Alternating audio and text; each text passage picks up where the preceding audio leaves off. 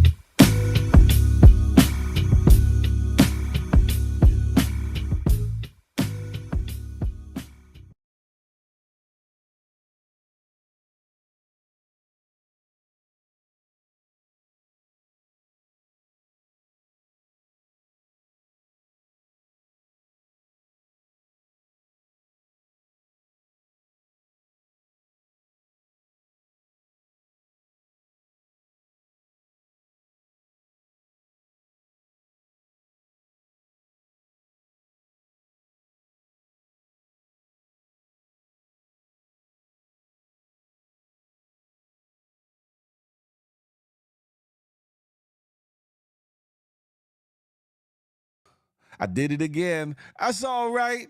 I had it muted, but we back at it again. Good morning to ye. This is the Good Morning Gang Morning Show, and I am Big Phil Speaks. And this program is brought to you by myself and that good GMG, Good Money Gang. Listen, huh? Are you feeling blessed and highly favored? I know I am, because I'm able to inhale and exhale. And there's people that didn't wake up this morning and wasn't able to do such, wasn't able to, partake in today. So guess what? You better count it all joy and make the best of this day, huh? But while you at it, plan, plot, and strategize so that if you're so blessed to see tomorrow, you make it an even blessed day than the day. That part, huh? Listen, y'all come on over to the YouTube. Hey, Rihanna, I see you. Daughter, Brian, it's a real one. I see y'all. Come on over to the good YouTube. Listen, I know the sound was off for a second, but the sound is back righteous. I know it is. Listen, I don't care if y'all getting off for work, headed to work, or looking at your boo-boo bun thing over next to you in that bed, insignificant or significant other, and ready to put in work. The Good Morning Gang Morning Show is gonna get you right and ready. Listen. Oh, yeah, baby, that's what you trying to do? Well, damn it. Anyway, listen, if you're new to the live or the situation, do your boy a favor and hit that thumbs up. Boop. While you at it, if you're new or haven't done so yet, hit that subscribe button. Boop. While you at it, look, my sleeve all up, showing my muscles. Showing my muscles and things. Listen, but while you at it, more importantly, hit that notification bell, ping, so you be in the know whenever the Good Morning Gang Morning Show drop, Feel the Love Fridays drop, or anything that I put on this good Big Phil Speaks channel. Listen, ladies, gentlemen, who we got in the building this morning? Again, this is y'all might want to tap a few people, tell them come on in, whether they be your pastors, your laymen, your ministers, your evangelists, your friends, your family, your lover, your spouse, your enemy, your hater, your troll, because this is going to be one of them conversations, huh? Uncomfortable conversation, but definitely a needed conversation. Who we got in the building, huh?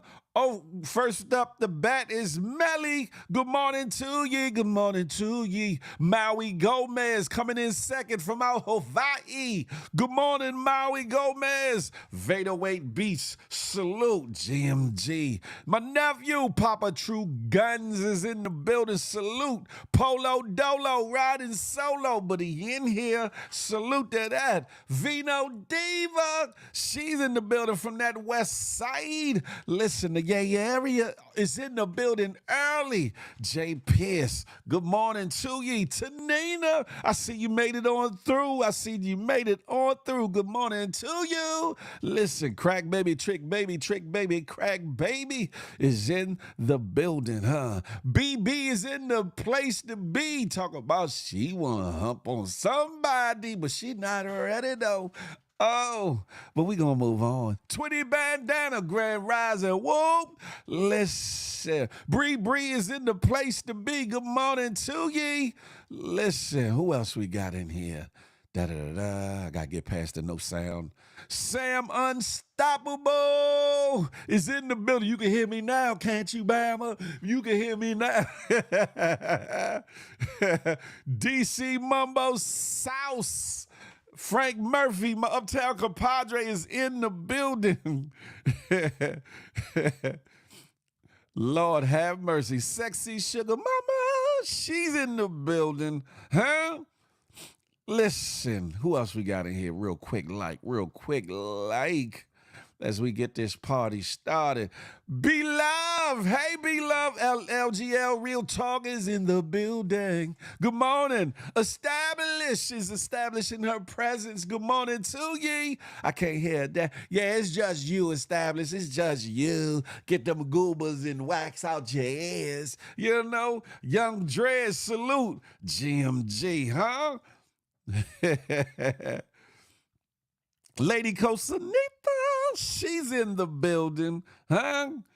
Sabrina C is in the place to be. Trina Pink, she's in here. Good morning, darling. Good morning to ye. Good morning to ye.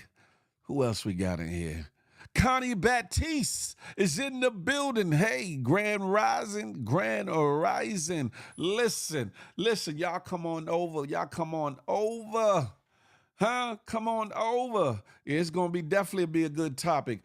Listen, if I'm going to play the video in a little bit. But I need for y'all to first get a hold of this right here. Get a hold of this right.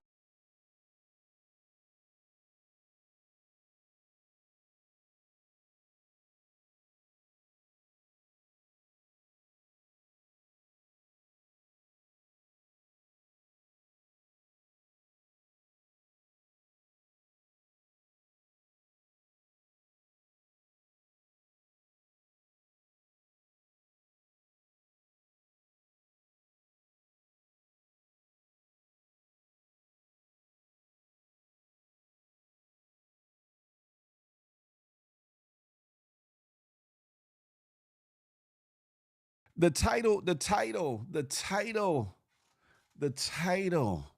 And let me pull it up so I can make sure I give you the proper breakdown. There you go, right there. The title of the day's show is Psalm 118, 118:8, which is chapter 118, verse number 8. And it says, it is better to take refuge in the Lord than to trust in man. Another version of it says, it is, it is better to trust in the Lord than to put confidence in man. We're gonna touch on that, and to gain understanding of that, that's to say that man is fallible, man is flawed, man got his own bullshiggery, man got his vices, man got his shortcoming, and we're talking in the general sense, but we talk about women too. So don't think it's just man, but woman too. We'll get to that. But some of the topics, or as we go through it, it's going to be to whom much is given, much is required. The second part is controversial video clip about the poor, of which this whole live is going to be about today. This show is going to be about. The third is going to be all about the Benjamins, which is the actual full sermon that the clip comes out of. And then the next one is let not your good be evil spoken of. And last but not least, one to grow on, huh? Listen, because we all got something to learn. We all got something to learn. Y'all are bugged out with this Pastor Field stuff. I'm just me, man. I'm just me. Demetrius TV, Gully Life TV, salute, huh? We about to have at it. For those that don't know where I'm getting all this from, the illustrious, the outspoken, the well-spoken, the gifted and talented and anointed pastor of the Lighthouse Church of Houston, as a part of his sermon all about the Benjamins, made a controversial statement about giving to the poor and what blessings you would give and what blessings you would give. Hey, Angel the Muggler. Hey. Good morning to you. Talking about I've been gassy for the last 2 days. Oh, I suggest you release that. Come on over to YouTube. Damn it. But yeah, we're going to get into it. T. Wilson, welcome to the building. Salute. Charlie Hustle, good morning to ye.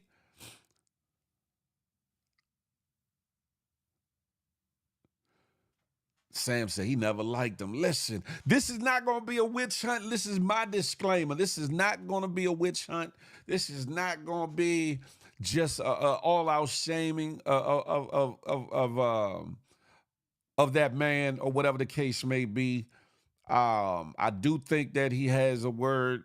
I do think that he is used by God at times. I do believe that he's a great leader for his church, but I do believe that he was wrong in his delivery and what he said. That's my take on it. You can correct me if I'm wrong or if I'm right. I don't want my good to be evil spoken of either. However, I'm a man as well. Thus the title, Psalm 118:8. Don't even put confidence in me. Do your due diligence. Do your own research on anything that I say, on anything that Pastor Keon Henderson says, or any other man or woman that orates, that talks, that speaks, that raps, that sings, that teaches, that lectures, that tells you any bit of information. Don't take it for face value. Go do your due diligence. TT Nick, I see you. I see you. That's a fact, Lady Coach Anita. No man is perfect. Hey, TT. Connie Baptiste, we all fall short. That's a factamundo. And see, that's the thing. Sometimes when we get put on pedestals, sometimes when we get put in position, sometimes when we get placed in certain capacities, we forget who we are. We forget from whence we came. We kind of get lost in the sauce and we forget that, damn it. Sometimes we as leaders, and I'm saying we in a general sense, not that I'm somebody's leader, but we as leaders need to check our own selves, huh? And or be held accountable or held to cause for the things that we say and we do. No matter who it affects, no matter who it offends, no matter who it hurts. Because the truth is what the truth is, right? And sometimes the truth will coddle and hold you. And sometimes the truth will smack you right upside your face. And you don't like to be smacked, but the truth will do that, won't it? Huh? What you laughing about? Established? No Diddy topics. Who knows? Who knows? Established? Who knows? But for right now, we need to talk about this situation here.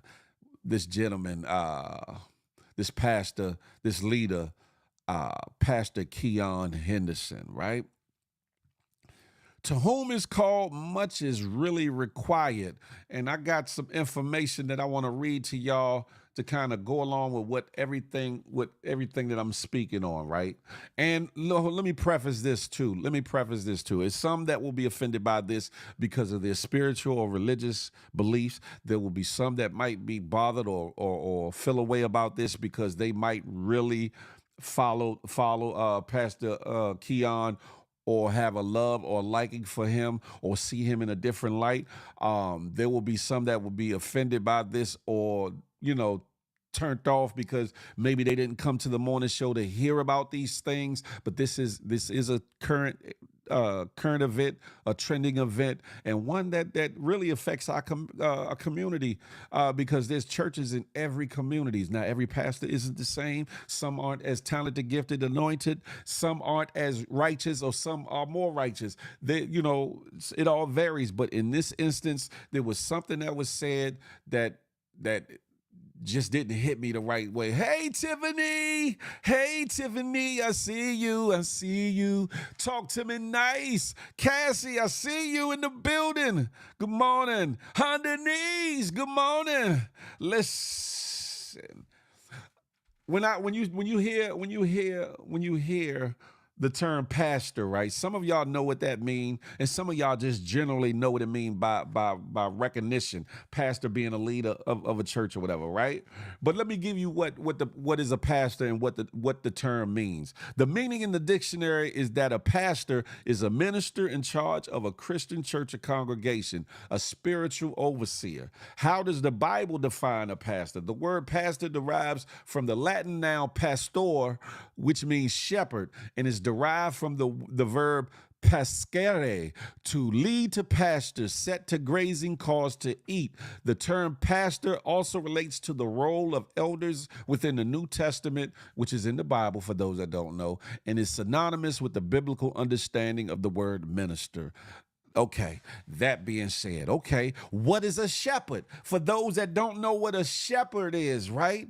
A shepherd or a sheep herder is a person who tends, herds, feeds, or guards flocks of sheep. What does a shepherd do? A shepherd's job is to care for and protect sheep, including tend to them, feeding them, and herding them. Shepherds use a rod to protect and defend the sheep, and a staff to guide and direct them, which is also a biblical reference of thy rod and thy staff, they comfort me. That's in the word. Y'all can read that later. Anyway, the term shepherd can also be used to describe someone who protects, guides, and watches over a person or group. Huh? I look at a pastor as a leader, a healer, or mentor, guide, or just your own. I get that. That's indeed. Now, when someone takes on that role as a pastor, as a shepherd to a flock, to people, as a leader, as the minister, the go-to in a church for leadership, for wisdom, for counseling, for mentorship, healing, whether it be mentally, emotionally, spiritually, physically, whatever the case may be, they look to that man or woman to be of a sound mind and of sound judgment and of well-versed education when it comes to theological knowledge, when it comes to the Bible, when it comes to biblical history, when it comes to current affairs and how it relates to what the Bible says, or whatever the case may be. And first and foremost, for those that don't know, the Bible, in layman's terms, is basically the members' handbooks for those that subscribe to being a Christian. Understand that. And what is Christian? To be a Christian is a name that was given to people that were believers and followers of the way of Jesus Christ, who is the Son of God. You can dispute it. You can say what you want about it, but these are the definitions and meanings of such things or whatever. Teacher feeling the students. Hey, y'all silly. Hey, Jeannie Miles, good morning. The thing of it is, right, to whom is called, much is required, right? So when someone takes the helm of being the leader of a church, they're held to a certain standard. but at being held to a certain standard is almost like a politician, the president, a singer, a rapper, an actor, somebody that's out front and in your face that you hold a high regard. To much is given, much is required. And also they're liable to be scrutinized a lot more than the average person supposed to, right? Supposed to. We can't forget that the person is human, just was called by that is a fact. That is a fact. You picking up what I'm putting down, young Dredge. You picking up what I'm putting down. Oops, I didn't mean to do that. All right. Anyway, moving on, right? From here, some of y'all saw the video as it was posted by the Neighborhood Talk and a few other outlets. And I saw it. Somebody sent it to me, and I commented on the Neighborhood Talk on the post. And let me preface this, right? Let me preface this. I'm from Washington, D.C. I'm from Washington, D.C. We use the term Bama a lot. So if that word offends you, Bama, then have at it, because I'm going to say it anyway. But it doesn't necessarily mean that I feel evil, that you're an evil person, or that you are some garbage, or whatever the case may be. It's used in everyday, it means a lot of different things, but it's used in everyday vernacular of a Washingtonian. You feel me? So I hope that y'all can get past, for y'all good Bible thumping saints can get past the fact that on the thumbnail I said, what the F did this Bama say? You feel me? I hope that y'all can get past that. But listen, Obama is what Obama does. That's what that's about. But anyway, moving on. The Bama jumped out the window from my stance of my viewpoint of seeing things, when he said what he said about the poor and giving to the poor, and what kind of blessings you would get and wouldn't get for giving to the poor, and how you should, and I'm paraphrasing in this very moment, basically giving you the inclination that you should be more concerned about giving to the church than giving to the poor, whatever the case may be. But we're going to table that. We're going to come back to that, because the bigger question is WWJD. What would Jesus do, right? Huh? That's what churching is about, right? It's supposed to be discipleship, fellowshipping, but also discipleshipping, living and living and acting and doing as Jesus did or would do, right? Not as man would do, and not as they would have you to do. We're going to table that though, right? And listen, I'm about to show y'all. What's up, Lord and Legend? Salute. What's up, homie? I'm gonna play this video. It's like 50-something seconds. I want y'all to pay attention to what's said, and then we're going to have a conversation. Yeah, Trina Pink, tell them, Bama, if you wanna. Listen. But y'all watch this and let me know what y'all think, huh? Here's the other problem with the church, is that anytime a person is in need, y'all go to running and dropping money. But let me tell you something, the poor will be with you always, and there is no blessing connected to blessing the poor other than getting back what you gave to them, but no multiplication. Multiplication is segregated for tithes and offering. When you give to the poor, the only thing you do is help them, but you don't help yourself. So when you give $1 to somebody on the street talking about I did my job, God like, thank you, but it ain't gonna help you. Read your Bible. Charity does not bring wealth. Only the tithe does that. Matter of fact, you don't believe me? Guess what I'm gonna do? I'm gonna preach on it. Listen, right? Y'all probably like, hold up. What he had said, hold up. Listen, T. Wilson said disciple is the key word. Many are believers, but not disciples. But those that take up the mantle as pastor definitely should be disciples. disciples, and even more so, they should be shepherds of disciples. And their goal and their job is to bring on more flock, more sheep, more disciples, more followers, more believers. But we're gonna table that. A lot of people don't understand or know what tithing is, right? So I'm gonna touch on that. I'm gonna touch on that, right? See, I'm not just gonna give y'all my 7 cents or my 2 cents for some of y'all, right? I'm gonna put some text and contextualism to it. Tithing in the Old Testament, as the Levitical priests were the civil government, tithes were required taxes for funding the national budget in Israel. By the New Testament, Christians were not commanded to tithe anymore, but rather encouraged to voluntarily give to the church and to God in proportion to their wealth. Even in the New Testament passages like Matthew 12:15 through 22, Matthew 23:23, and Romans 13:1 through 7, Jesus was only referring to the Old Testament command on tithing, not advocating for the return of the requirement. When did tithing become money? When did tithing become money? In a way, tithing has always been about money. In biblical times, the Israelites were asked to tithe their crops and livestock because they didn't have the paper bills and checks that we have today, and credit cards and debit cards now. That they were largely used as a barter system, which means produce, flocks, herds were their money. As the world was slowly introduced to forms of money we now know, the tithing system also adjusted accordingly. In this way, the Old Testament required for giving 10% of the crops and livestock is equivalent to 10% of the income in today's economy. Is tithing biblical? There are different opinions on this question. Some Christians believe that we are still held to the standard of tithing 10%.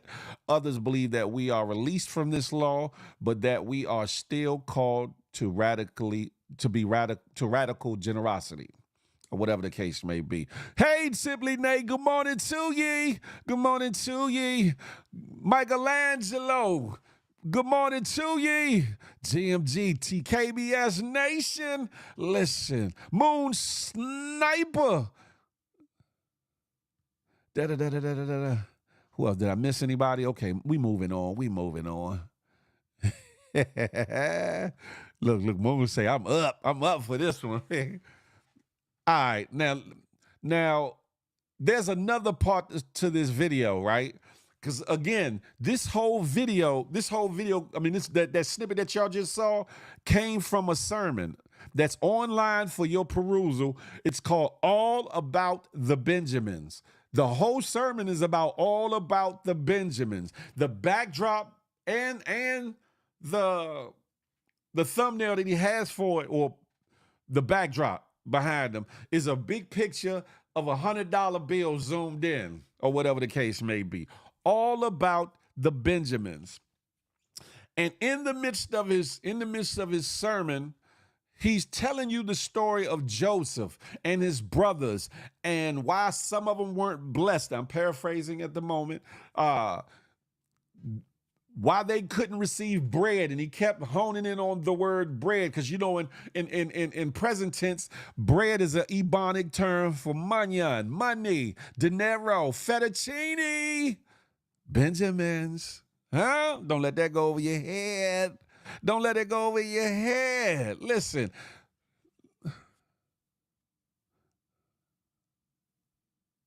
Okay.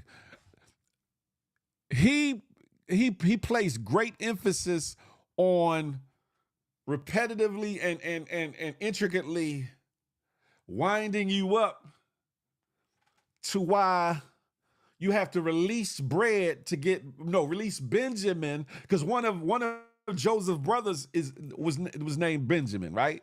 One of his brothers named Benjamin, and to receive bread, you had to release Benjamin. You have to go read the biblical story yourself so you can gain context as to why they needed to release Benjamin, who wanted Benjamin, okay? But he's using it in this context to say, he said, I like fettuccine. to say that you had to release your Benjamins in order to be blessed with bread or whatever the case may be. And it's like, Lord, have mercy, right? It's like, okay, all right, I get it to a certain extent, right? But this is where it lost me. This is where it lost me. And I'm gonna read some things that I have typed out. I was up early this morning going at it, and I'm gonna say this show almost didn't happen because there was a power outage in my neighborhood, and I was like, no, not this morning. But it came back on around about 7 o'clock. I was like, thank God, because I was going to have my Wi-Fi from my phone running. It might have been looking slow on here, but I definitely would have kept pushing forward, or whatever the case may be. He took that whole text out of context. Man, listen. I got another piece to play from another video to play. Where is it at though? Hold up. Hold it. What did I do with it? It's probably down here.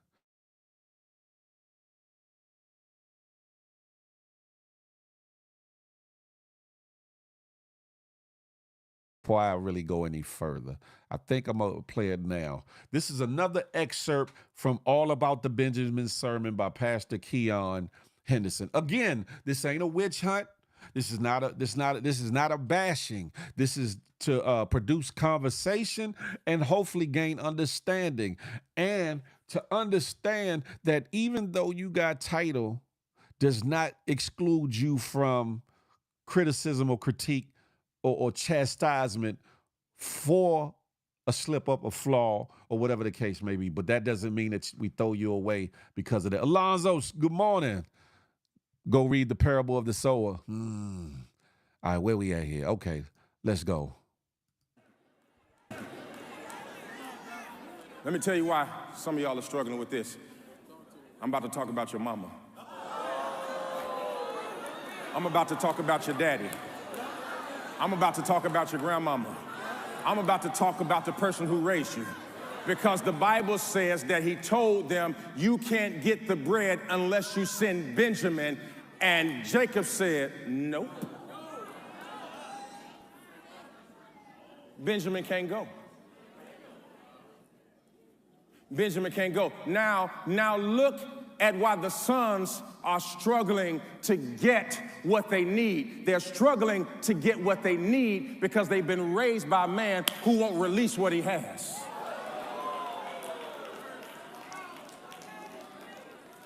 So when I get up here and talk about tithes and offering, it's the reason why some of y'all get anxiety is because you were taught by somebody, I wouldn't get at church all my money, but they didn't tell you not to give it all to the mall. They didn't tell you not to give it all to somebody who didn't love you. They didn't tell you not to be a sugar mama. They didn't tell you not to be a sugar daddy. So here you go giving it to everybody else.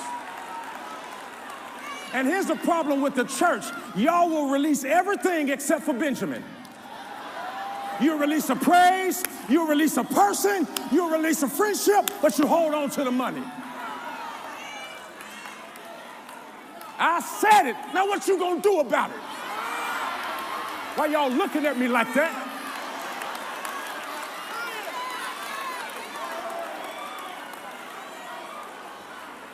You release everything except for the thing that gets you blessed. Release a praise. Oh, God, here you go. I released that relationship because it ain't good for me. I'll release my friendships. What about Benjamin? Because it's all about the Benjamins. About that thing that you're not willing to let go. That thing that you love so much. And the Bible says, money is not the root of all evil, it's the love. When you love Benjamin so much that you can't release him to get bread,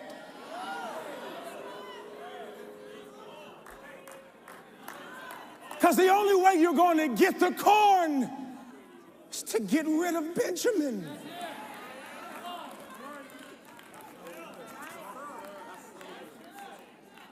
Touch three people and say, it's all about.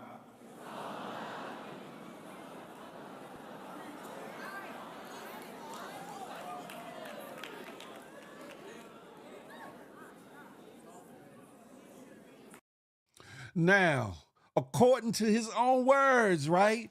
People don't want to loose them Benjamins, right? People don't want to come up off them Benjamins, right? That church was affected and destroyed because of a hurricane situation. Am I correct or am I wrong, right? And he made a public outcry for people to help. They needed $4 million to build the new church, the one that he really had a vision for, right? That's what he said in a clip that was on IG, right? Y'all can correct me if I'm wrong, right? But he said people, and he is a person, right? He is a person. But he said people don't want to loose the Benjamins, right? So my question is, and then I'm going to table it because we're going to come back to that later, why he don't go into his pocket and fund his own church? Well, why don't you pay for your own church so the blessings can be returned to you, can be multiplied? Remember he was doing all this? So the blessings can be multiplied to yourself, right? We're going to table that. We're going to table that. We're going to table that, right? I got some things to say, right? I got some things to say. Like I said, this is not a witch hunt. This is not a witch hunt. But what do we go to church for? Those that go to church, what do we read the scripture for? What do we read the Bible for? What do we claim to believe in? What is our faith? I'm gonna just read some things and we're gonna get to that. In the Gospels, we see Jesus spending a considerable amount of time among the poor, serving them, encouraging them, and even standing up for them, right? Deuteronomy 10 and 18 in the King James Version of the Bible states, he doth execute judgment of the fatherless and widow, and loveth the stranger in giving him food and raiment. For those that might need it in more understandable text, the NIV version says, he defends the cause of the fatherless and the widow and loves the foreigner residing among you, giving them food and clothing. What are we trying to do when those of us goes to church, right?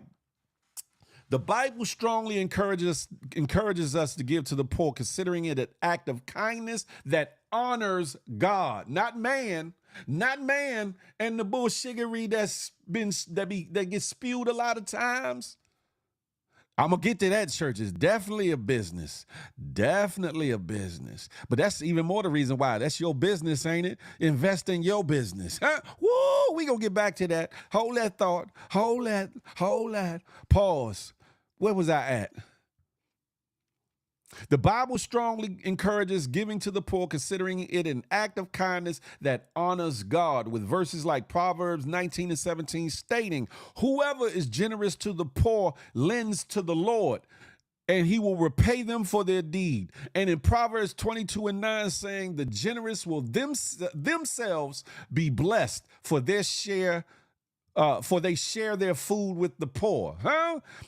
This next part is, if there is a poor man among your brothers in any of the towns of the land that the Lord your God is giving you, do not be hard-hearted or tight-fisted toward your poor brother. Rather, be open-handed and freely lend to him whatever he needs. That's Deuteronomy 15, 7 and 8. There will always be poor people in the land. Therefore, I command you to be open-handed towards your brothers and toward the poor and needy in your land. Deuteronomy 15 and 11. Y'all come on over to the good YouTube, y'all. Where was it? Okay. Looking at his disciples, he said, blessed are you who are poor, for yours is the kingdom of God. Luke 6 and 20. Then this next one is, but when you give a banquet, invite the poor, the crippled, the lame, the blind, and you will be blessed. Although they cannot repay you, you will be repaid at the time of resurrection of the righteous. Luke 14:13 through 14. Okay. Galatians 2 and 10 says, all they asked was that we should continue to remember the poor, the very thing I had been eager to do all along. This is in relation to some of the things that Jesus had left with the disciples, right? Okay. Romans 12 and 13, share with the Lord's people who are in need, practice hospitality. Practice hospitality.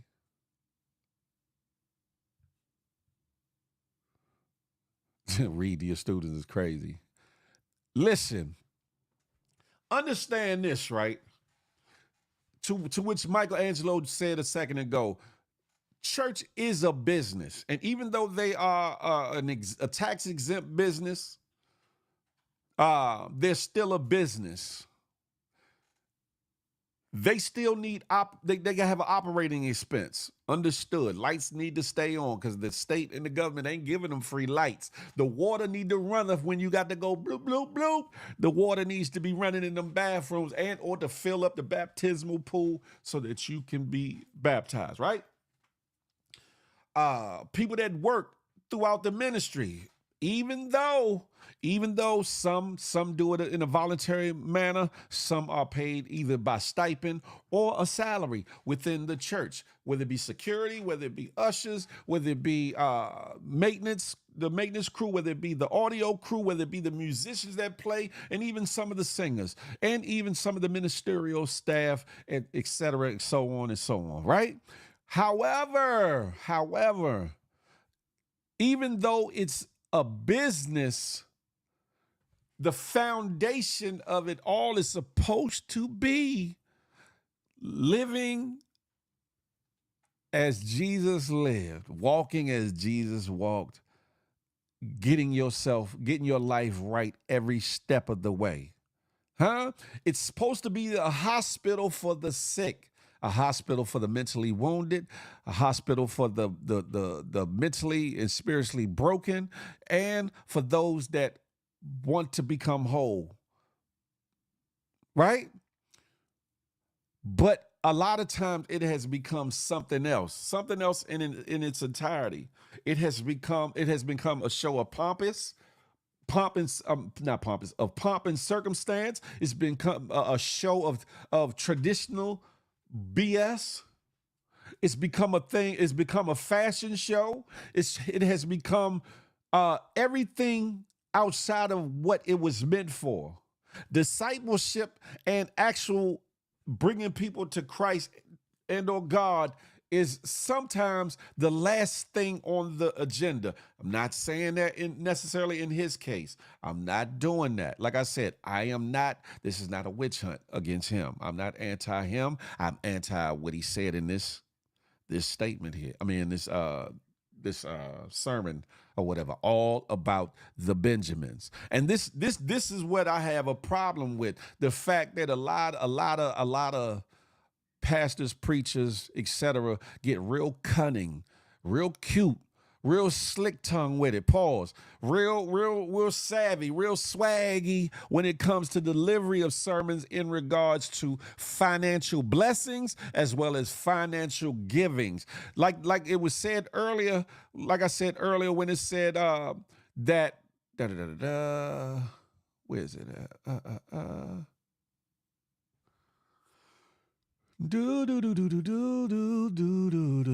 That we as people or believers and or Christians or whatever you want to call yourself were released from the Old Testament command on tithing, but in turn that you should want to give of what you can to the church as well as to God's people that are in need. And they have a lot of ministers, a lot of preachers, a lot of bishops have turned it into a whole to-do just to get you in the mental state to release your funds.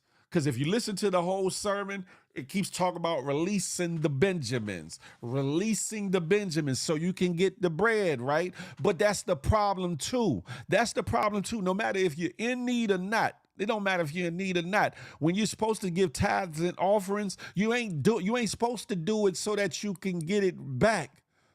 The blessing will be given back to you. Man, the blessing will be given back to you as you deserve it in the moments and in times when you need it. supposed to be, right? But a lot of times we give under the wrong spirit. And a lot of these churches are asking under the wrong spirit.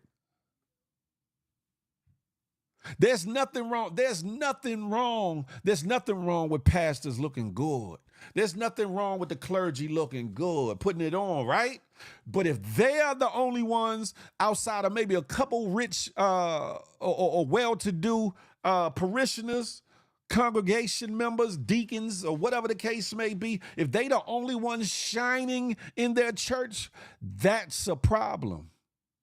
Because if you go back to what it says to be a shepherd's job is to care for and protect his sheep, including tending to them, feeding them, and herding them. And if one of their flock goes astray, they go and get that one sheep and bring them back to the fold, right?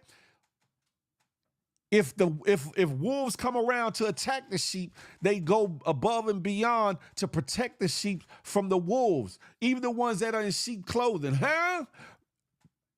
But a lot of times,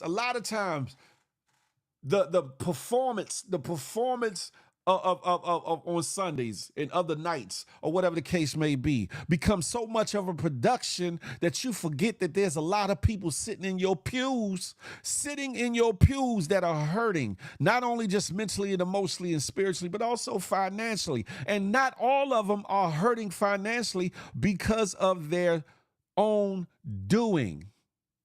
Sometimes circumstances and things happen. If you don't know that or don't believe that, and you call yourself a believer or Christian, read the book of Job, huh? The book of Job, nothing. He didn't ask for none of those atrocities and calamities that happened, right? But they still happen. And churches have a funny way where they will bless a person or two or 12 or whatever the case may be. They will, for multiple reasons. There's other benefits in that. And plus, when other people see that, it makes them want to give more. Understand that. It is a business. But at the same time, and this is what I was saying earlier about the him not releasing his Benjamins, because he said the problem with us people is that we don't want to release the Benjamins. We'll pay for everything else and do everything else, but we won't release the Benjamins, right? Now, I did some Googles, right? I did some Googles, and it's being reported. So it's not necessarily factual as to the exact amount, over, under, or exact, but it's being reported that he made around $8 million in 2024. 8 million. Now, he's supposedly only asking for 4 million for this new church to be built, right? Only asking for 4 million, to the point that he did a video asking for 2,100 people to give $2,100.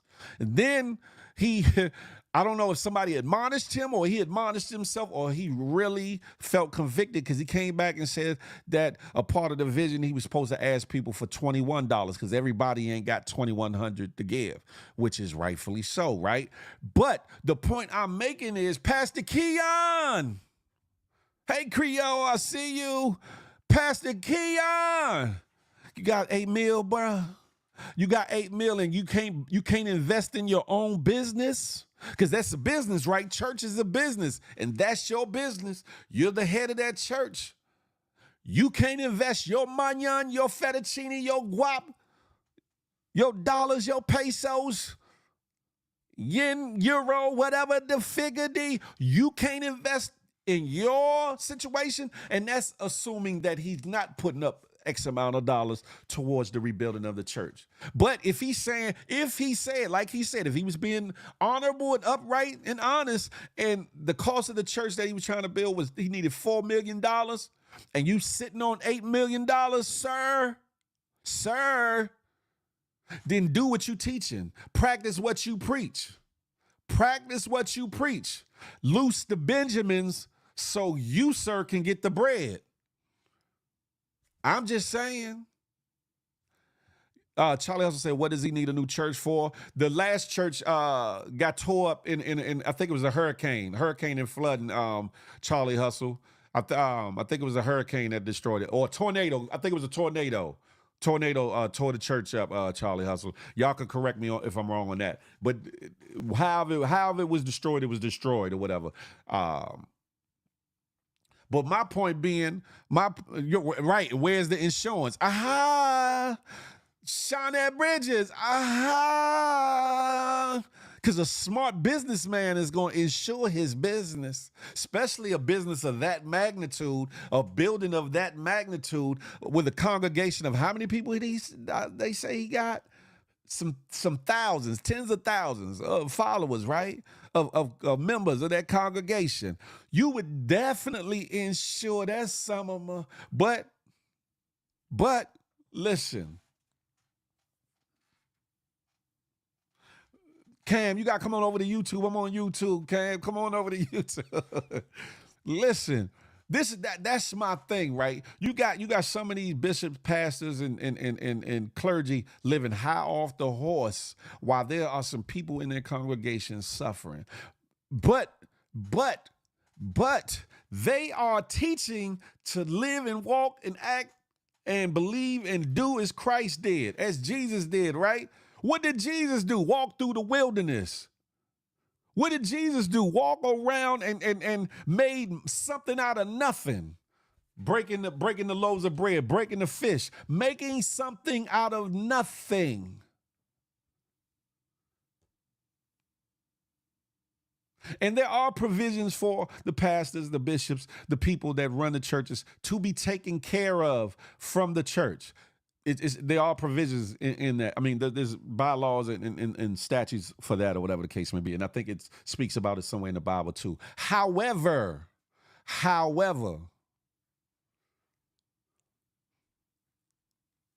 to consider yourself over your people is brazen. And I'm not saying he does that. I'm not saying that he does that. That's not what I'm saying. But what I am saying is that if that's your church, if that's the vision God gave you, if that's where you ought to be, and if you believe that in order to receive the bread that you have to release 4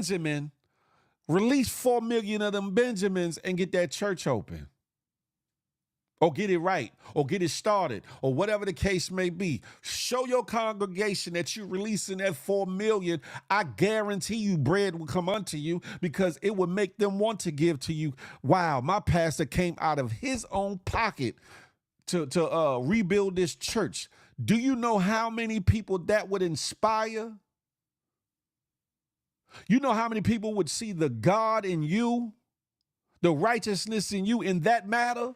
The fact that you thought more of than just yourself, but of the whole flock shepherd, that you came out of your pocket 4 million and either built the whole church, or at least got the church going. And so that whatever they put in just kind of put the icing on the cake.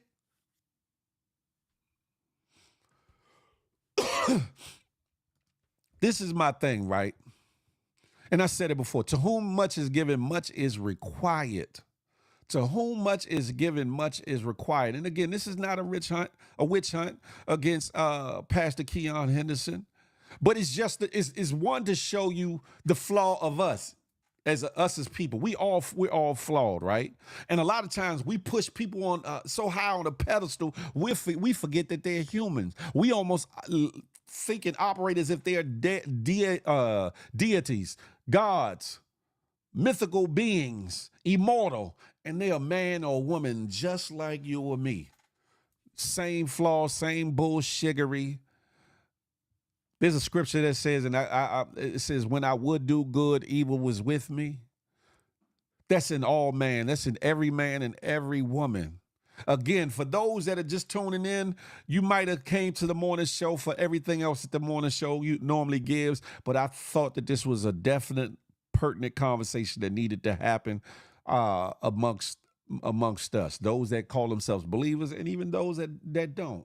or whatever the case may be. Because the problem is we wonder why people are moving away from church. We wonder why people aren't going through the church doors or really tapping in the way that they should be, right? For their own spiritual walk. It's because sometimes, and I'm gonna give you my personal story. I wasn't raised up in church. I wasn't raised up in church, but I knew about God and I knew of God, and I could see God in certain family members. And at the time, I was out in the streets doing me. And when I decided that I was going to give my life to God, I wouldn't just go to any church. And then when my something resonated about a church, I sat still. But then when I sat still, and even though the word was good and the singing was good, a lot of the other bullshittery around in the church turned me the hell off. Because for me being outside, you get to discern people in a different way, and you get to recognize BS when you see it. So that when you get in church, you think that church is going to be so much different. You think that the people are going to be so much different, but it be the same bullshittery, the sleeping around, the backbiting, the talking shit, the cussing, the stealing, the lying, the all of it, all of it. All of it. And it pissed me off so much because people turned blind eyes to a lot of bullshit. Excuse me. People would they act like it wasn't happening for the sake of just letting things go to course. And I ain't like that. I ain't like that because I was serious. When I walked through that door, I said, no, I made a choice. And I'm thinking like everybody made that choice or whatever. But then I had to realize, right? I fell back. I stopped going because I was like, you know what? I'm gonna end up smacking the shit out somebody or cussing somebody out. Excuse my English. And I was like, no, Phil, go to your corner, go woo-saw, right? And my woo-saw took a couple months, couple years, whatever the case may be, till I had I had an epiphany to where I was like, you know what, Phil? And you hear it all the time, that the church is like a hospital full of sick people, right? And everybody's illnesses and ailments aren't the same, but they all suffering from something, right? Just like myself, right? So, and then I also had a bigger epiphany. My walk is just my walk. No matter what somebody else is doing, what else somebody's saying, what are you doing, Phil? And Phil, you got to remember, you ain't perfect, Phil. Phil, you got your own bullshittery, Phil, that you ain't let go yet, Phil. So that drew me back to going to church, but in the sense of I came with a different mindset. Like my walk was my walk. What all was going on within the church, they gonna have to hold account for that. I'm going to get, commune with God and get a close relationship with God. And that's not always just inside the church walls, but also in your personal time. That's a whole nother conversation. Hey, Jazzy, the problem is, because I've been on the praise team. I've been my pastor's driver. So I've got a different look at different things, or whatever the case may be. And my understanding, it's the word says, lean not to thine own understanding. But I would always ask, like my latter pastor, I would always ask some questions, right? And I'm sidebarring a little bit, but Christians are oftentimes looked at as weak individuals. Meek does not mean a punk. Humble does not mean punkish or soft or whatever the case may be. But a lot of times people look at Christian men as soft and weak, right? So I'm on YouTube, y'all. So I asked him one day, right? Because I read the Bible, right? And then the part when Peter cut off the soldier's ear when they came to lay hands on Jesus or whatever the case may be. I thought about that. I said, hold up. What that brother doing with the sword? What he doing? He was packing. And then I thought about, I did some research or whatever, and I did some due diligence. Back in that day, a lot of the people, if not all of the people that he got to be the 12 disciples, 13 if you want to include Judas. But the disciples had to be a certain type of individual. As fishermen, as tax collectors, and other things, they had to be certain individuals, because you couldn't hold that down unless you was willing to protect yours, rumble for yours, and or carry out the law if necessary, right? Which lets you know that the disciples, even though they were following Jesus, they wasn't punks by a long shot. That's just a side story. But when I brung this up to the pastor, when I brung this up to my pastor, he wasn't an old pastor neither. He smiled. He smiled. He said, he always said, my son, listen. And then he said, you're absolutely right. You're absolutely right. The 12 disciples were men of a certain, and so I in return asked them, why is that not taught? Why is that not spoken about? Why is that not exuded? Because a lot of like I said, a lot of the world see Christian men as some punks and weak individuals or whatever. And he smiled. I forget what the answer he gave me, but. And the reason why I felt comfortable having this conversation, because he was more of a radical preacher, meaning he would touch on topics that a lot of pastors were scared or didn't want to touch on or whatever. He would touch on them. So the fact that he was open and he smiled. He said, "Oh, you read a lot more than I thought you did." I'm like, "Yeah, I do. I'm a Sagittarius, but I'm also I not to toot my own horn, but I was tested, and my IQ was 163 in the third grade. I know I act dumb and stupid, but I'm smarter than the average. But anyway, that's just a side note. Getting back to this bullshiggery here, whatever the case may be. Pastor Keon Henderson is a very eloquent, savvy, and sharp and swagged out orator. He's very talented. He's very gifted. And I do believe he does have an anointing on his life. But he is still just a man. He is still just a man. And I don't care how righteous his life is or how flawed his life is. The point being, he got flaws with him just like all of us. I know I'm flawed. I know I'm flawed. Listen. But I'm not faking like I don't have flaws neither. I sure did, Reason. I sure did. Because I'm all Reason at all given times. Hey, elbows, I'm on YouTube. At all given times, I'm gonna be me. Whether you like it, love it, hate it, respect it, despise it, can't stand Big Phil, or wanna get next to Big Phil. Pause, fellas. I'm always be me. I'm always be me. In front of politicians, in front of pastors, in front of street dudes, in front of nerds. It don't matter. Phil gonna be Phil. But at the end of the day, some people put on their position so well, the cloak or whatever they trying to be, or what title they got, that they forget that there's a man under that cloak, under that hoodie. There's a man, right? And sometimes when you let people talk long enough, guess what happens? Thank you. Express your perspective. You let a person talk long enough, guess what? They start to tell on themselves. So guess what? Guess what? Pastor Keon, if somebody passes you this, hopefully you'll listen to it in full context. Listen, check yourself before you wreck yourself. And what's crazy is in this sermon, he spoke about people taking snippets of things and running with it, right? So what did I do? I did react off of the snippet that was on the neighborhood talk. Shout out to them for posting it. And there was a couple other places that posted it. But what I didn't do was stop there. I went and did my Googles, and I went to YouTube, and I found the sermon, and I watched the whole sermon. Not once.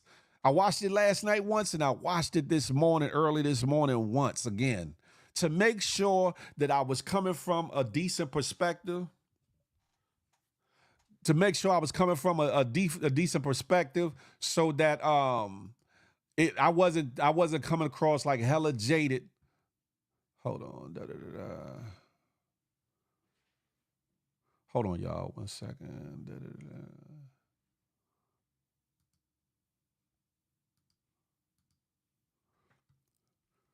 Sorry about that, y'all. I had to take care of something that was on in the chat or whatever. I lost my train of thought that fast. basically we forget that we are individuals. We forget that we are people and that we are flawed. And if Pastor Henderson sees this in full context, check yourself so you don't wreck yourself, sir. Because like in one of the topics in here, you don't want your good evil spoken of. And yes, if you're conscious of the fact that people take snippets and run with it, love you, son. Have a good day. If you're very conscious of the fact that people take snippets and run with it, then you should be even more conscious of the things you say out your mouth. Because again, you don't want your good evil spoken of. You don't want your good evil spoken of. And as a leader of a church who wants people to come through the doors of the church, you don't want to turn people off. And I guess what another thing that I took to heart, because I've watched this shit. Excuse me. I was at a church service, watch night service they called it. It was a New Year's Eve service, and there was an old white man. He was obviously homeless. He was tatted, torn, hair, mangled or whatever the case may be. At the end of, right after you say Happy New Year's and all that, they say go around and hug somebody, right? Everybody and their mama, everybody in the first lady, everybody in the bishop, everybody in the choir, everybody walked around this man, didn't even speak to him. I walked over and gave him a hug and told him God bless him and all them things, whatever the case may be, right? But that didn't sit right in my heart, because it's like all you fake ass individuals, act like your ass ain't been through something or been somewhere. But yet you want people to come and turn their life over or turn their life around. But you got your nose stuck up to them. Or on the other hand, you asking for money from other people, and then you looking down on them because they can't give no money. That ain't God. That ain't God. I don't care how anointed, how talented, how gifted you are. I don't care how many people you draw in. I don't care how great you can sing or sing. I don't care about none of that. I don't care what political office you hold that allows you to sit in the front couple pews. I don't care about none of that. I care about the heart of man. And at the end of the day, yeah, we're not all perfect, but it's like, come on, what? People look to the leadership for what they gonna do. Just the same way that the leaders are teaching that we should look to Jesus for what he did. So if we're supposed to look to Jesus for what he did, why the hell they ain't doing that in how they're living their life and how they operating in churches? And this is not per se against Pastor Keon. This is in general. And they wonder why more people staying home from church. Yeah, people are tuning in to Bedside Baptist and YouTube Pentecostal and all these, because there are some preachers giving good sermons. There's people giving good information, good lectures, good biblical knowledge. There are people that are doing that, but people are so frightful, afraid, fearful, hurt, angered, broken, not from the streets in which they came, not from the mess in which they came from, but from what's in those walls of the churches that they've been through. And for me, that's the problem. That's the problem. Right? Express your perspective. Where's the faith? Faith without works is dead. So Pastor Keon, and I'm assuming you ain't put no money up for this church that you trying to rebuild, right? But if you did, kudos. But if you sitting on $8 million and you asking for $4 million and you ain't put up near $1 million towards that, that's a problem. Faith without works is dead. Have some faith in your own doing and sowing. Stop always, and some of these pastors, not necessarily saying him, some of these pastors be looking to get taken care of, and they should be looked out for. But if your congregation is in need, if your house of worship is in need, repair, rebuild, expansion, whatever the case may be, believe, have faith in your business, and sow into your own. so that you can get the bread. Release your Benjamins so that you can get the bread. So many, and this relates to not just church, but in life. A lot of people want what they want. They want somebody to give them a contract. They can sing, they can rap. They want a contract. They want a deal. Somebody wants somebody to find them and get them in the pristine job. Somebody wants somebody to sow into their business ideal, but don't want to invest in themselves. Don't want to invest in themselves. How's somebody else gonna have faith in you? You can't even have faith in yourself, right? And I'm talking about lay people, regular people, right? But the problem is when you get somebody that got position, and through that position and their gift of oratory prowess, they're able to move people emotionally to give unto them through the guise of giving to the church. Let's be clear. The problem is it's too much of a business and not enough of what it's meant to be for. That's why in Revelations it says that the new church is right in you. There's a reason why that was written and foretold. That's why in Revelation it speaks about the new church being within the vessel of the individual. Because there's so much bullshiggery that goes on in the physical places. Not all of them are bad, though. Not every pastor or preacher is bad. Thank you, Peep Scheme. I thank you for the super chat. I appreciate that. Thank you so much. Not every pastor. The connection on YouTube. IG. Not every pastor is bad, just like every pastor ain't good. Every minister ain't bad, just like every minister ain't good. You got some preachers that can preach a hell of a sermon, a great sermon, but are touching kids. You got ministers that can preach a great sermon, but are sleeping around throughout the congregation, even though they married. I ain't even talking about the single ones, but that's another thing too. But they're married and sleeping around amongst a lot of their parishioners, the females. You got some preachers that are excellent speakers, but are embezzling money from their churches. You got excellent preachers that ain't taking care of their home and their wife and their children. So that goes to show you that they are men just like we are men. They are women just like women are women. They are flawed just like we are flawed, and shouldn't be given that much more reverence than we give ourselves or give our next brother or next of kin or friend or whatever the case may be. Thus again, the title of this whole show is Psalm 118:8. It is better to take refuge. It is better to trust in the Lord than to put confidence in man. Because when you put your confidence, your trust, your full admiration in man, you're going to get let down. You're going to get hurt. You're going to get angry. It'll turn you off and turn you away. Pause.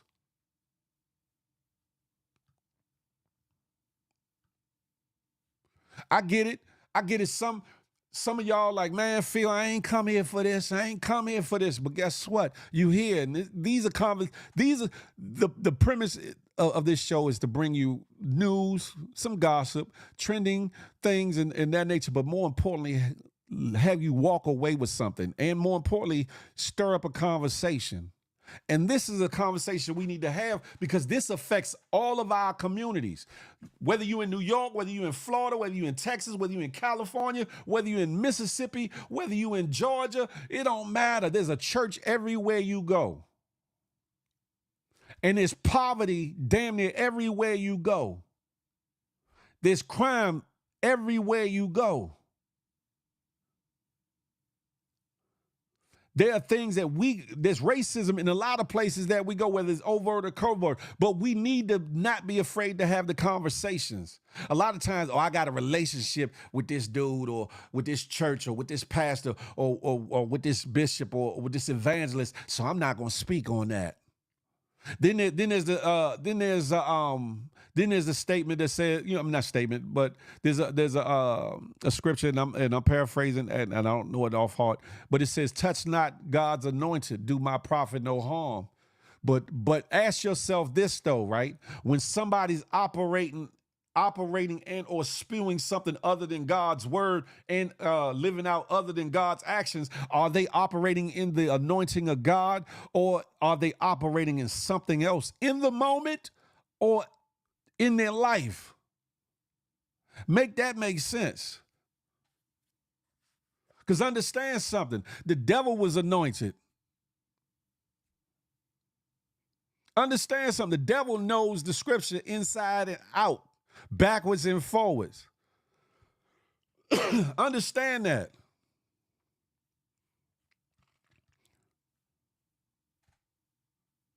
So what do you feel? What do you, are we supposed to just shut our mouth and not say nothing and let things be quid pro quo, go as they supposed to go, say la vie, huh? Have at it, do as you do. I'm just gonna praise the Lord, and no matter what you say or do. I know, even though I know you're screwing on Sally Sue and all, man, get the hell out of here.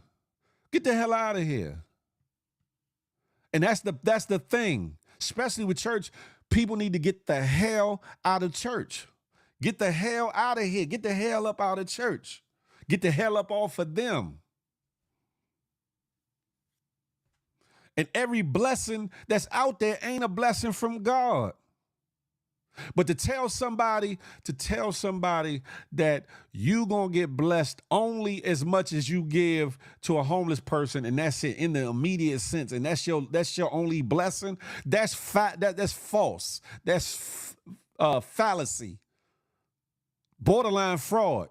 But it could have been from a momentary lapse. It could have been from a naivete, or it could have been just from him flowing. Pause. So I'm not going to say it was a fraud, but it definitely was false in a fallacy.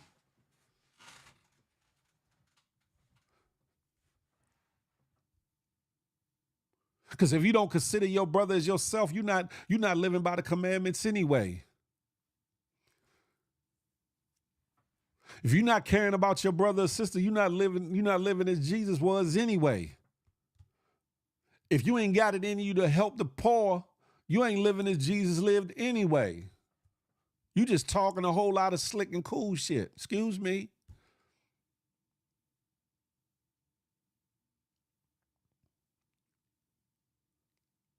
If your compassion, your empathy, and your sympathy only lies as far as how many donations, tithes, offerings, gifts come into the church, then you in the wrong position. You in the wrong business. Your heart ain't for man. Your heart is for what's in that basket. Your heart is about them Benjamins. And this ain't just about Pastor Count. This is a general statement. Good morning. I'm on YouTube. Come on over to YouTube. I feel as though he's a great orator, a talented, gifted, and anointed speaker.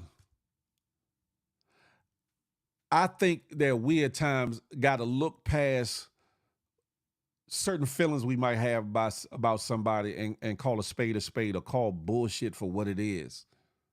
Same way you supposed to be able to do your friend or your homie. Nah, Slim, you did too much. Nah, Slim, you wrong. Say it like this or do it this way. You ain't had to say it like that, or you ain't had to talk to them like that.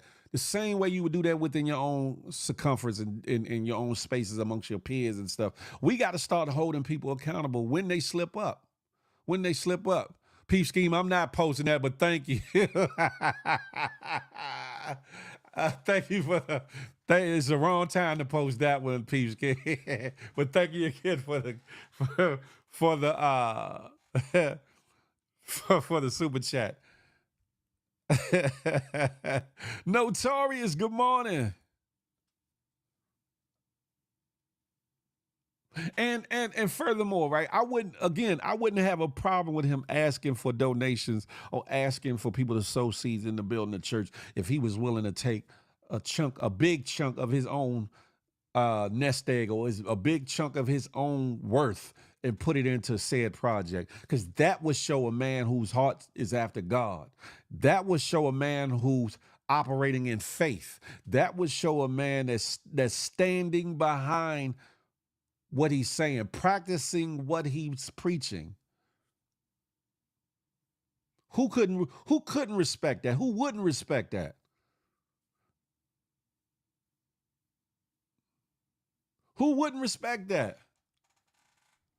Because it'd be like, damn, sometimes you're like, man, I don't feel like giving these tithes, man. My money, my pocket's tight. But then if you see that the man, the shepherd of the house, the pastor of the house, take a few million of his money towards the vision of building that, either rebuilding that church or getting a new location and building the church up, that'll make you say, you know what? I see his vision. I see God in the whole thing. Let me go ahead and put a couple dollars of my banyan into this. I'm just saying.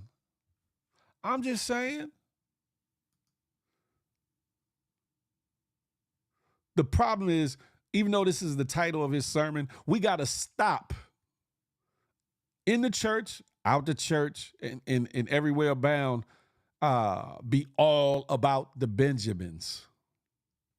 Money gets you some things. But it all give you some heartache too. It'll get you some loneliness too. It'll get you some haters too. It'll get you a trip, get you some cars, some nice things. But in times of need, when you got to buckle down, budget, or catastrophe happens and you got to come out from under, pastors, y'all need to start selling some of them Louis Vuitton suits. Y'all need to start selling some of them Gucci belts. Sometimes y'all need to start selling some of them Wraiths and Rolls Royces and Phantoms and Maybachs and Mercedes and things. Start selling them things when times get rough, when the church is getting, things are getting tight because of the economy or the neighbor, or, your parishioners are going through, or your church is lacking. Come up off some of that goodness. Come up off them Benjamins so you can get the BREAD, the bread that you're talking about.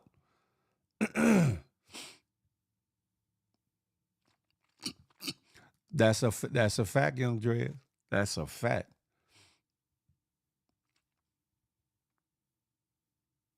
That's a fact. We have to distinguish between, is it God's word or God talking? Hey, Smiley, come on over to YouTube. Is it God's word or God's talking through a vessel, or is that a man or a woman just speaking their thoughts in their mind? There's a big difference. And sometimes people get it convoluted because they be so caught up in the moment, or they be caught up in the person, and they be caught up in his title or her title. They be caught up in what they think is the right thing to listen to, and not realizing that that's not biblically based. That's man's tradition, but that ain't God's tradition. That's man's inclination or man's word, but that ain't God's word. I'm just saying. Yeah, I'm on YouTube, Smiley. I'm just saying, right? And Pastor Keon, he'll be all right. But if his own ministerial staff didn't admonish him over that one portion, then he got the wrong ministerial staff around him. Or if he's too big-headed or too arrogant or too egotistically built, to where he won't listen to his closest ministers and ministerial staff and whatnot, trustee board and stuff, when it comes to certain things, then he ain't the right man to be at the helm of that church in either. Hopefully he's a man of humility, though. Hopefully he's a man of approach, of reproach. Hopefully he's a man that will take full accountability for certain things.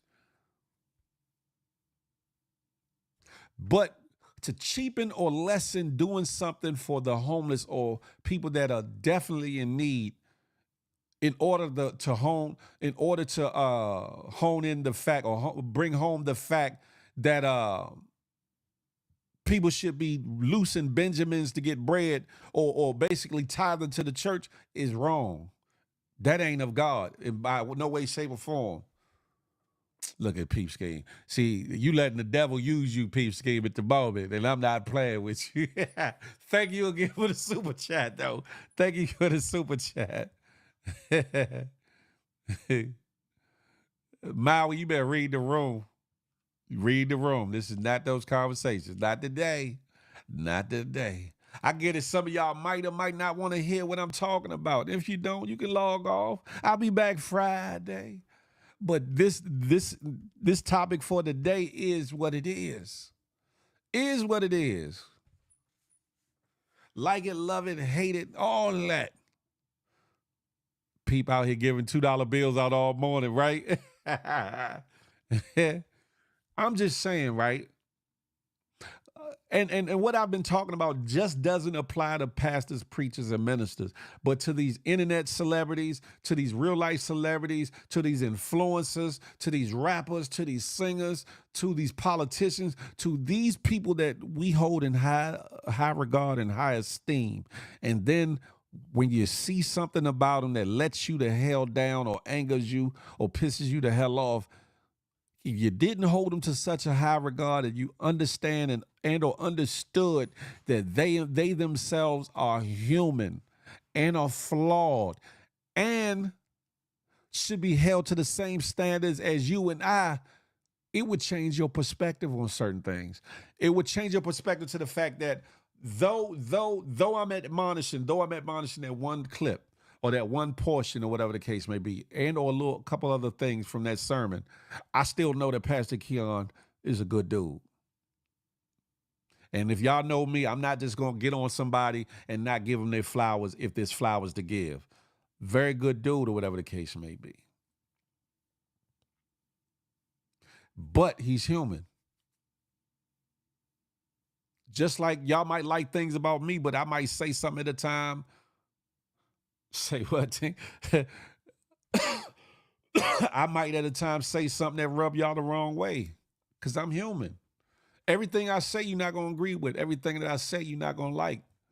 Just like everything he says, you shouldn't like. Everything he says, you shouldn't agree with.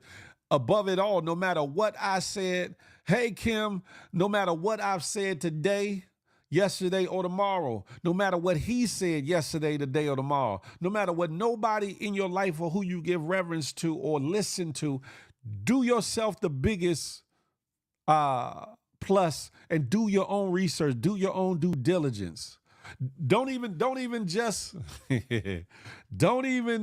just listen to what I'm saying now. Don't even just listen to those clips. Go listen to the whole sermon. Get your own understanding. Get your own hearing of the whole sermon. So the sermon's about an hour and a half. I think it's like about an hour and a half long or whatever. Listen for yourself and see what you get out of it. Some of you might say, Phil, you bugging. You reaching, Phil, you bugging. And some of you might be like, Phil, you on the money. You right on the money. Especially when how many times he said the Benjamin and he gave you the bread. Man, listen, very charismatic. I ain't mad at him for being charismatic, but when you're playing with people, when you're playing with the word just to reach a certain goal, that's a gray area. That's an iffy area. It's okay to make your words, make the word or make the sermon fit today's structure or today's slang or today's nuances or whatever the case may be, because you're trying to reach people where they are, not where you need them to be or where you think they should be, or how, that you think that the King James Version is going to reach everybody's heart, because everybody can't understand it like that. So I ain't got a problem with somebody swagging out or, using ebonics or making it more relatable to today's time. I'm getting tongue twisted. Or for the youngins. But what I do have a problem with is when you try to cheapen or lessen what Jesus himself did. What Jesus himself did, and which you're supposed to be preaching about and for, in order to throw subs for people to tithe more, or be open to tithe more. Because if you totally did the work of what Jesus did in your everyday walk, people will be drawn to you and drawn to give on their own. You wouldn't have to hype them. You wouldn't have to hype nobody. They would do it of their own accord. I'm just saying. I'm just saying.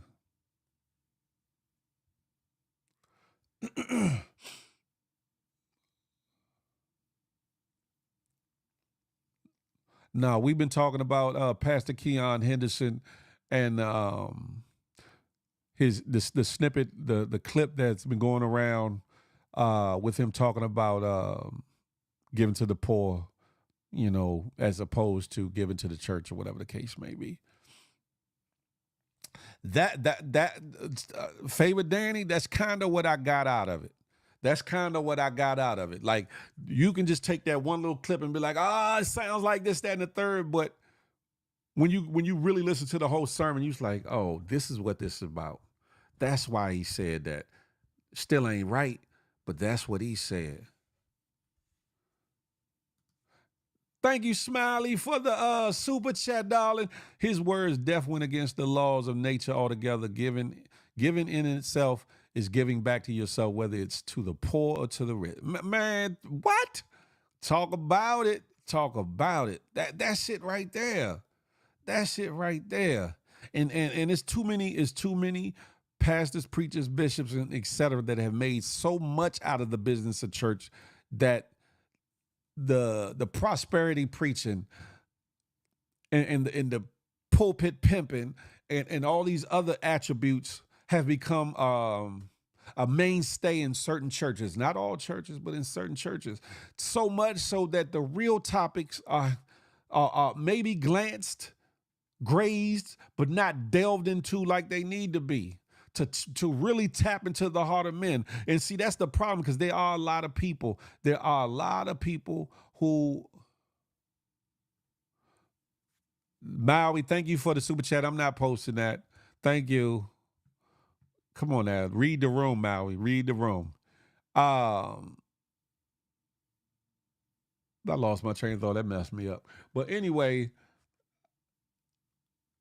instead of dealing with the depth of things that really affect people to this day, because there's a lot of people broken, and then explain this when the people do release the Benjamins, when the people do release the Benjamins, why they not all getting bread back?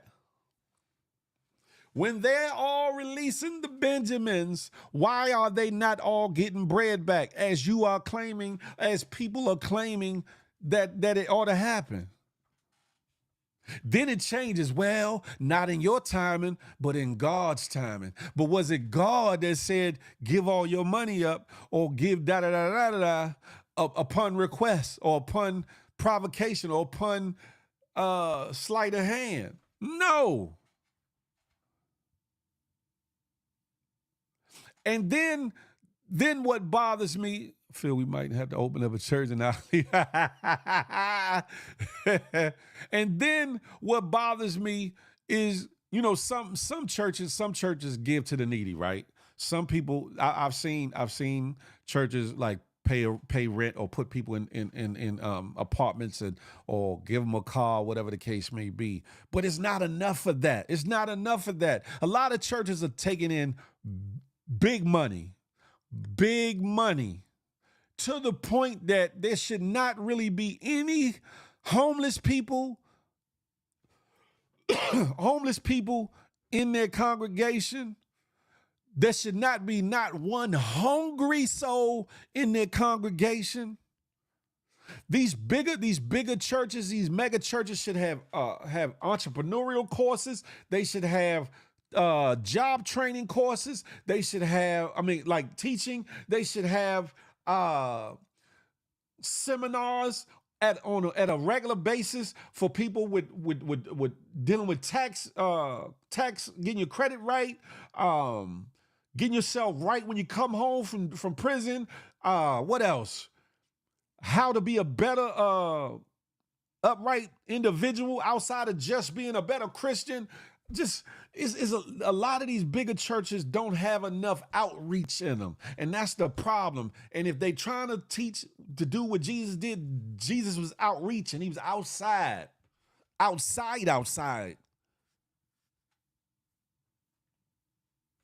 you going to affect people? You stay in the walls and you just got your nose up. And I'm not saying he does. I'm talking about in general.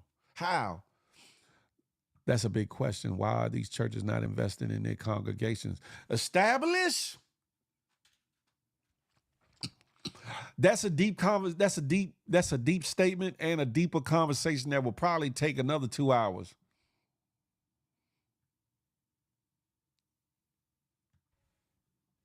I'm just saying.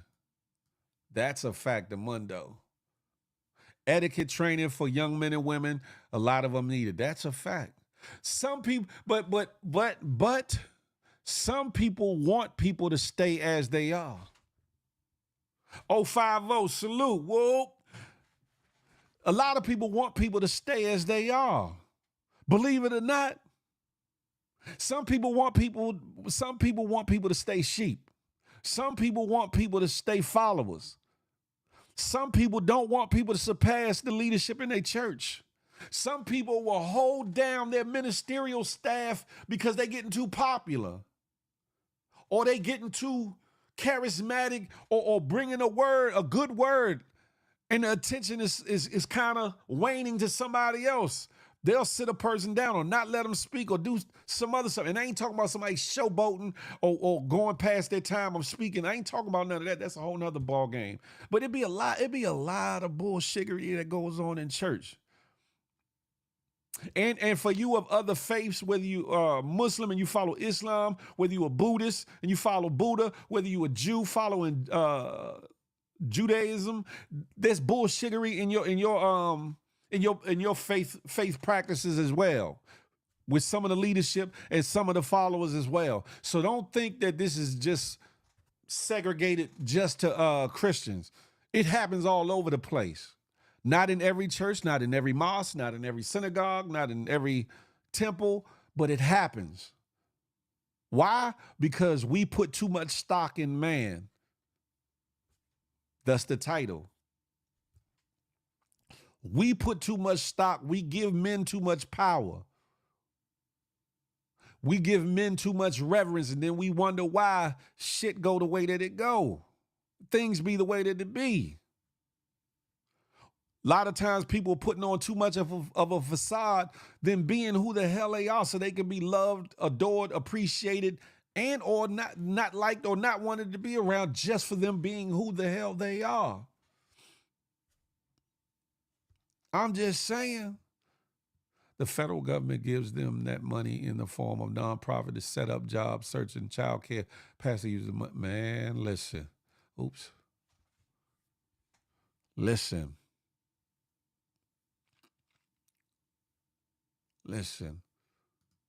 But guess what though?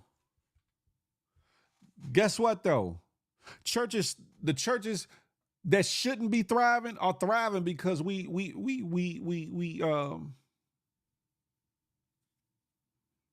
patronize them. We go. A lot of people want to be around. They want to be in the room. They got to be in the room. This is the place to be. I need to be here. No, you need to be where the word is, where the word is the word. That's where you need to be, one. For me, I like to hear good singing, and I like to hear a good word. I don't mean that all the hooping and the ain and the woo and the You can miss me with that. I want you to teach me something. I want to learn something. I want to hear something. I want to hear something. The intellect in me needs to learn something.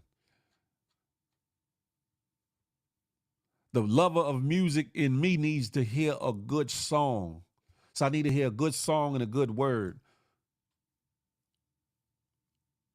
I don't care about your traditions. I don't care about the religious cultism of certain places and churches, not all, but some. I don't care about none of the. I don't care about the pomp and circumstance of the dignitaryism in church. I don't give a, you a man like I'm a man. She's a woman like she's a woman. I'll respect you according to your works. I'll respect you according to who you are. I'll respect you according to what I see out of our interactions, not how you interacted with the next man or next woman, but how you interact with me. But I'm also watching how you interact with the next man and next woman, because above it all, even in the Bible it says we are not to be judged lest we be judged. A lot of time, well, the judgment we're not to do is not, because we can't put nobody in heaven or hell. We have no heaven or hell to put nobody in. But there is a judgment that is the common sense judgment that's in every man and every woman. We are to judge a tree by its fruit. Meaning, we are to judge men and women by what they do, how they live their life, the things that we see, not the innuendos, not the what we heard or whatever the case may be, but what we witness in some capacity. It don't matter if they're a pastor, a bishop, the president, police chief, judge, drug dealer, thug, whatever. We are to judge people for what it is they do in life, for who they are. And a lot of people, I'm not judging nobody. You a fool. You walking around blind then. Because sometimes you need that judgment and or, in other words, discernment to keep you out of harm's way.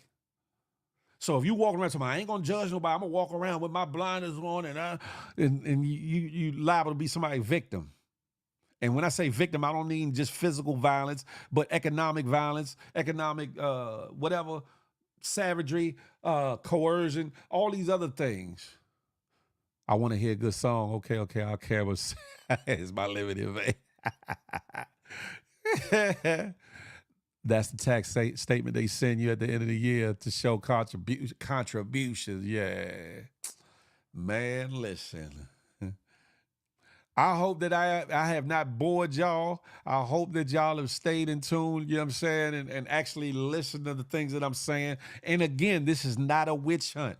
This is not a witch hunt against Pastor Keon Henderson. He just happened to be the figure or the speaker of this clip and or of that sermon, all about the Benjamins. And in the day and time that we live in, it's pertinent that we hold certain people, hold people accountable, and hopefully they will hold themselves accountable in return, because that will show an even greater leader if he can hold accountability, not just in this situation, but just with everything. And also understand this: if you're gonna look up to a leader that's a great servant.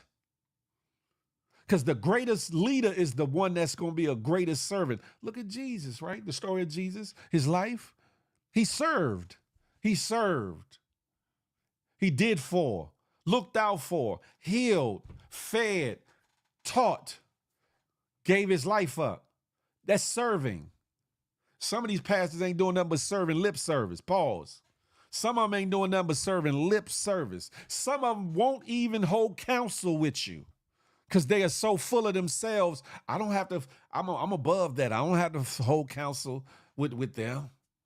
Send them to deacon so-and-so. Send them to evangelist so-and-so. Come on, man. Come on. Clean it. Come on.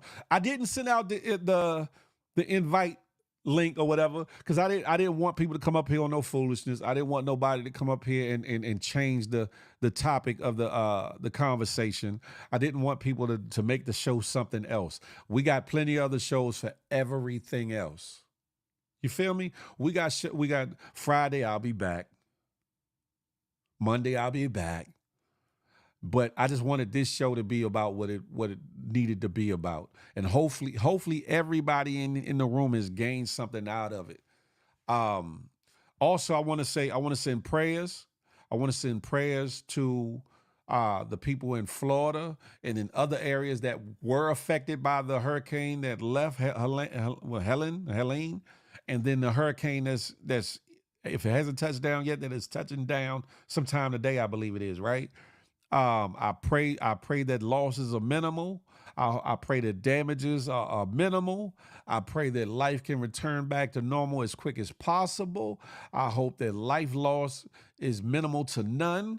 I hope that people being without is only for the most minuscule of time, so that they won't go hungry, go cold, or go hot, or go without. I pray that all people that are affected with that situation are able to overcome and be all right. And if y'all know somebody in Florida, reach out to them, huh? Yeah, Tampa, Orlando, the rest of Florida people, please be safe. That's a fact. Don't be like that, Riri. Don't be like that. Don't be like that. You got to have a heart for others, even if you don't rock with them, or even if you don't feel them. You ain't got to wish death on them, or you ain't got to wish ill will on them. Hey, Wavy, I'm over on YouTube. You ain't got to wish ill will on somebody. What's meant to happen is going to happen, and if something bad has happened to them, you don't have to revel in it neither, because if you revel in somebody's undoing, or their down times, then it comes to visit you, and it comes to visit you in the worst way, or whatever the case may be. And it's just as easy as somebody else is going through, or losing, or without, or loss of family member, friends, or limb, or health. It can hit home, or whatever the case may be. So be more empathetic. What's up, King Skills? Good morning. Be empathetic. Be sympathetic. Have a heart. Humanity is more important than finances, than material wealth, and the things that a lot of people look up to. Understand that humanity, the love for your brother, the love for your sister, the love for your wife, the love for your husband, the love for family. It's the little things that a lot of times we don't gravitate towards, or actually hold up with high regard. We'll hold up suckers. We'll hold up dumb stuff. We'll hold up bullshiggery in high regard, and wonder why your life ain't going nowhere. Wonder why your life is spiraling. Wondering why things around you are just in disarray. Wondering why your neighborhood is just off the heezy. Because it's not enough. It's not enough love. Y'all know I always like to say love. It's not enough love, damn it. And I ain't talking about lust, infatuation, and the carnal desires and the selfish desires. I'm talking about real love. But also in love, the same way you correct a child, admonish a child, but you love them, you got to be that way with your brother and sister. You got to be that way with your peoples, your community. You big them up, you give them their flowers for the good things, but if they wrong in something, you admonish them. And if they can't receive it, that's on them. Now you don't have to be blunt, blatant, and rude, or whatever the case may be, because again, you don't want your good evil spoken of. You can have tact and keep it truthful. You can have tact and keeping it 100. People would respect that more, or whatever the case may be. But if you come in like that, the latter part, and people can't respect that, then guess what? That's their flawed ass, and that's on them, not you. That's on them, not you. I'm just saying. Understand, there's a lot going on in this world. If y'all are not registered to vote, go vote. I mean, go register to vote if you still can register in your state. And when the proper time comes, get your ass up, get out and vote, no matter who it is that you support. But understand, understand this: who you support is uber important, especially in this election. And we're not just talking about the presidency, but we talking about all the way down the ballot to your local politicians from your local area for the different offices. The only way we gonna get change is if we effect change. But if you do nothing, you get nothing, or you gonna get what the hell you don't want. And yeah, if you vote, you might not get what you want, but you put your effort out. You let your voice be heard through the ballot. Don't think that just because you're one vote, that one vote won't make a difference. Hell, you might be voting on the next person that's filling the slot to be a part of the electoral vote. Think about that. Think about that. One of the people on the ballot might be the person selected to be on the next electoral vote. Your school system is suffering because the wrong people are in charge. The city councils and aldermans and mayors and things of that nature ain't doing what the hell they supposed to do for your youth, for your children, for your neighborhood, your community. That's where your vote means something. And then if you put the right people in office locally, some of them will go on, if not running for senator, Congress now, they will go on to run for that. And you already know by what they're doing in your neighborhood that them good people are going to go on and represent and sit in Congress the right way. And in turn, that affects what the president can and can't do, what laws are and aren't passed, what is good for our people, but more importantly, what is good for all people.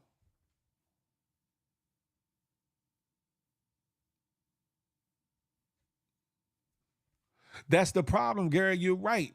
We vote these people in office. Some people are uneducated. Vote the right people in. Vote the right people in. Creole, that's right. If you don't vote, don't complain. There's been a couple people that told me personally, I'm not voting. I don't want to hear shit from y'all next year. If the wrong person get in office and things go haywire, I don't want to hear shiggity from you. Because guess what? You could have at least minimally done your part. Shout out to y'all over here on the good IG that's been holding in or whatever. You missed the lituation on YouTube, but I'm just saying.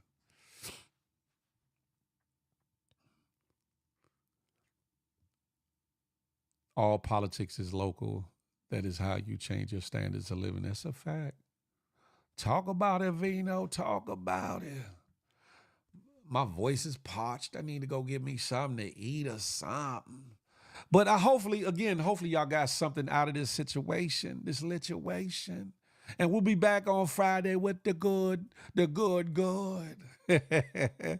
Until then, ladies and gentlemen, smile, because you never know what it might do for you as well as somebody else. More importantly, love us somebody with purpose, on purpose, with purpose. Last but not least, I'm not anti-you, I'm pro-me with the emphasis on building we. Let that marinate and melt into the next time we can chop it up and have a take until that day.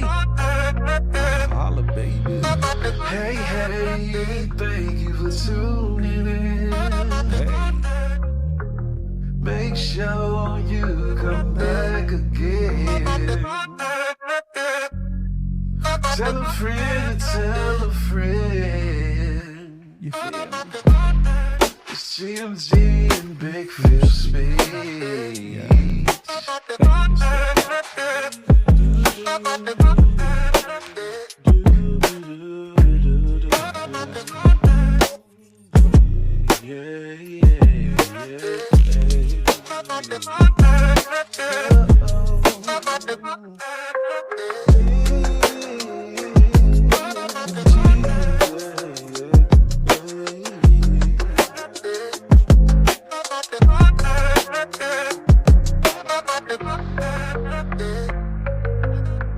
You get it now, Reed? Peace.